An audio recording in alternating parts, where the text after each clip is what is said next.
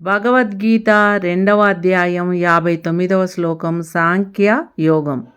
విషయా వినివర్తంతే నిరాహారస్య దేహినః రసవర్జ్యం రసోప్యస్య పరం దృష్ట్వా నివర్తతే.